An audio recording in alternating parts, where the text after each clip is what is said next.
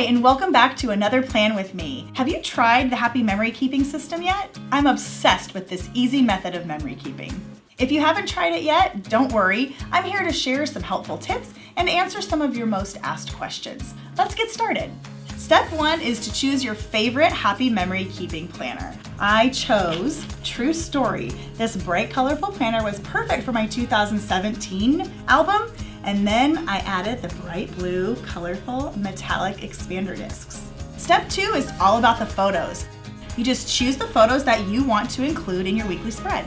I put sticky notes down on the days with just little notes that help me remember what I did that day, so when I go back like right now to add my photos, it's a little reminder.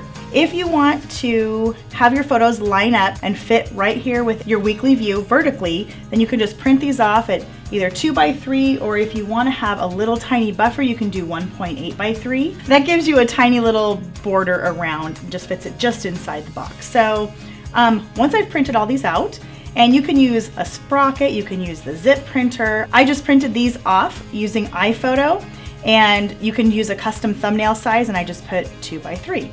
That's the first step, is just placing your photos. Really, if you can just keep it simple, especially if you're back planning like I am, then it gets done really quickly. So you kind of go around and work with the layout that you have. I loved this movie. I saw it twice in one day. So I had to have some way to remember. So I'm just gonna add this right into the discs when I'm finished, and I'll do a little journaling here.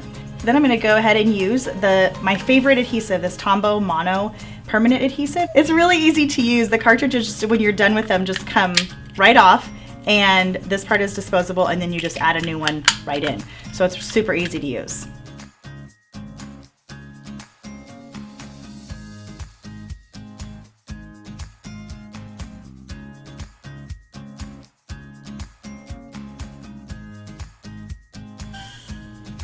That's normal. Now I have these stuck down, and when I put it back in my planner, because right now I'm planning with this obviously taken out of my planner because I do sometimes like to work flat, I will add The Greatest Showman. I'm also going to add this park map to my planner by using these snap-in tabs. They are self-adhesive, and they are like the unsung hero of the Happy Planner collection, in my opinion. You basically just have to, there we go, add those on to something like, say for instance, like a map like this one. I don't really want to punch it because I want to be able to open it up. So this then just snaps into your planner, just like that. And then I'll probably end up adding The Greatest Showman down here. Step 3, journal and accessorize. Every week looks different, and that's okay. It's all worth recording. Don't worry, it doesn't have to be perfect. So I've grabbed my Happy Memory Keeping sticker packs, and of course I have others nearby in case I want to use some of those. Now I'm going to just add some stickers and journal, and sometimes I don't really do it in a particular order. Sometimes I journal first, sometimes I add some stickers or washi tape. So the best thing that I can tell you is just to go with the flow, and you'll find a process that works for you, and that's what's most important.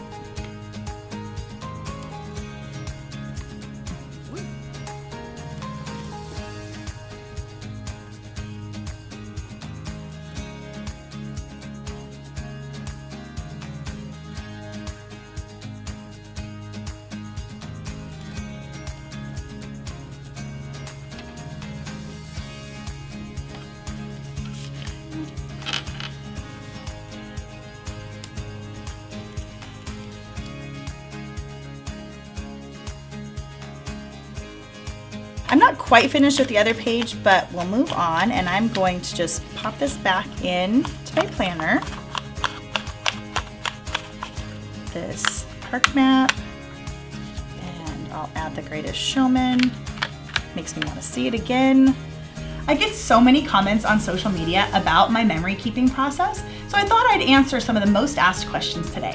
What do you do when you don't have a lot or any photos for a day or a week? This spread right here is a perfect example of what you can do when you don't have very many photos for that day or the week. I really only had one day that had stuff that I really wanted to document. So basically I used this whole page and dedicated it to that one event about my little grandpuppy here, Olivia. So don't be afraid, it doesn't have to fall in on this day. This is just the time frame that it worked for. Don't worry about your pictures actually falling under the exact day you took them. Be creative and use the whole side of the spread if you want. This one is the challenge that I have, too many photos. In my opinion, you can never have too many photos. So this is one of the solutions that I use. Here's an example of just punching some memorabilia. Sometimes I will use a 4x6 and use the adhesive snap-in tabs and put them on both sides. You can use page protectors and shrink your photos down a little bit smaller to fit a lot of pictures in, like these ones that I took from Pinners Conference with all the fun, happy planner babes that I got to meet. And then you have it on both sides. So this was an example of a week that I had a lot going on. Here's another example of a page where I had a lot going on this week. I haven't quite finished the spread, but you can see here our family trip to Hawaii. There was a lot of pictures that I did not want to leave out. So I added a lot of different page protectors and memorabilia, another page protector, leaving a spot for journaling. And I got all my pictures down first. That's the stage I'm on. But you can see that in this week, I wasn't just confined to one page. I added as many pages and as many photos as I wanted to make sure that I didn't miss out on any memories. Do you have any tips for staying current? Honestly, my best tip for staying current is to plan as you go, like really stay on top of what's currently happening and then go back and back plan. And so you're filling in the gaps as well, as instead of always trying to like keep up. This is a do as I say, not as I do. When I have stayed current, that was what I practiced. Right now I'm trying to get myself in my new January 2018 planner. I haven't even started January, so this is one of those things where I'm playing catch up and I'm not staying current. So I want to start and really get February. So my advice would be start the week you're in, the day you're in, and then work backwards if you want to. I love memory keeping, but I'm way behind. How do I catch up? Well, I totally feel you on that one. Like I told you, I'm a little bit behind myself. So what I did was I really did start with the photos that I wanted, and my best advice, don't overthink it. Don't try and get super, super creative when you're trying to catch up. That's my advice. I mean, obviously you can do anything you want, but I find myself getting really particular and I want to be really creative, but when you're trying to catch up, it's really nice to be able to just put the photos down, journal a little bit where I'll do here. I'll probably journal a little bit on this side. Get your photos down first. Go week by week, add your photos and add your memorabilia, and then come back and fill things in. That will help jog your memory, and you'll get those layouts done. You can come in and add your journaling at a different time. I love using the monthly spreads as kind of like a month at a glance. And again, don't feel too much pressure to make sure that you have a photo for every day. I mean, isn't that why we make cute stickers? These are perfect for those little filler spaces.